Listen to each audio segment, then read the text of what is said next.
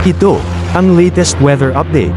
Alamin ang pinakasariwang ulat panahon ngayon dito sa Information TV Educational Channel 2. Kuyan po itong mahinang southwest monsoon o habagat ay naapektuhan itong kanlurang bahagi po ng Visayas at ng Mindanao. Bukas patuloy pa rin ang epekto ng mahinang habagat doon pa rin po sa kanlurang bahagi po ng Visayas at ng Mindanao.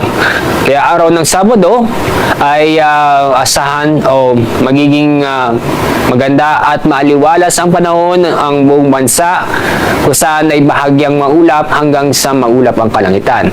Pero may mga tsansa pa rin po ng mga pulupulong pagulan o isolated na mga pagulan. Ngayon o bukas ay wala po tayo inaasang mabubuong LPA o bagyo sa loob ng Philippine Area of Responsibility.